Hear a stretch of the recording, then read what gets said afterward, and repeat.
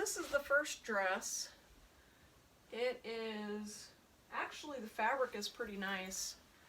It's kind of a beige, a rosy beige kind of linen with a little subtle stripe in it. I think you can see that.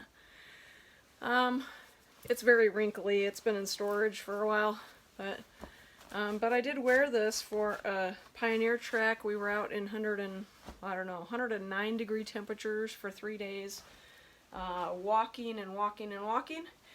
And it was so heavy. It's a nice heavy linen, which is great for now because it's winter, but it's serviceable. It needs some ironing. I definitely want to do some other kind of closure here. I feel like that closure is not really modest.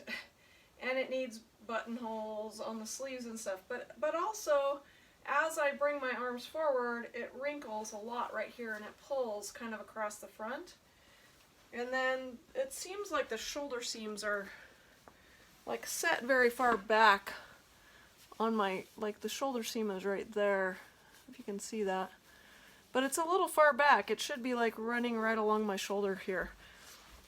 So there is something about this yoke that is not right, and I did spend some pretty good time with the sewing machine trying to get these gathers neat and tidy, and they really didn't come out neat and tidy, and the top stitching didn't come out neat and tidy. I was in kind of a hurry to get this done, but I'd almost like to take it apart and start over and see if I could get it to be better. But the pattern itself is actually, it's a folkwear pattern, and I'll show you that actually. Here.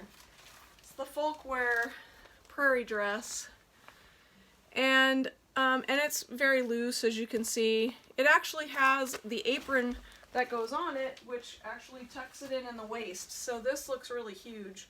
But when I make the apron, it'll tie it up more like that, and it'll look more prairie dress-ish. Yeah, so I pulled the patterns pieces out. It's been a long time since I sewed, so I was kind of going through my boxes and my bags, and my patterns were in different places, and everything at least is in this room now. I'm going to set up the ironing board, get it pressed, see if I can solve some of the problems with pressing. See if I can figure out the problem. I think I actually may have set the sleeves kind of in the wrong rotation, if that makes sense, where the high point should have been at the shoulder seams. Anyway, I'll try to figure out what's going on with this yoke and why it doesn't feel right. It's very tight across the back actually here, and then the sleeves do that twisty thing. So I'm going to try to figure that out. And if it takes, I don't know if I have time to take it apart and start over, but the apron will get done, that for sure. Pressing will get done. Some of the worst of the seams here I may do by hand, because I feel like that's going to actually make them better. And I'll do a long video at some point about why handwork is better than machine work, and that machines only should be used when you really know what you're doing by hand. But and if you want some really good examples of that, go look at Bernadette Banner's hand stitching videos. She's got some very awesome hand stitching videos. But anyway, I love this dress. It's very heavy. It's going to be great for winter. It was terrible in the summer. I about passed out on that hike, that 3-day hike. This was the first dress I wore, and I ended up wearing the other one because it was very, very much lighter. And it saved my life because I thought I was going to die in this one. It felt like I was in a sauna tent. Anyway, but we'll keep working on that. I will put the apron pattern pieces together and give you a sense of what that's going to look like. I do still need to find, I've got several pieces of fabric that I could use for that, and I need to remember which one I intended to use with this outfit, and then which one I actually have that will work the best for it, because my ideas have changed a little bit about that. This was probably 6 years ago that I created these dresses, but they're pretty nice. They've got pockets in the front, and the apron actually has pockets in the front, so it's got lots of nice storage. I feel like it needs petticoats a petticoat at least, and so that may happen if I get really ambitious and try to make some extra things before the end of next week, and I don't have a weekend in between, so we'll see how that goes. But anyway, thought I'd give you an introduction and a beginning point.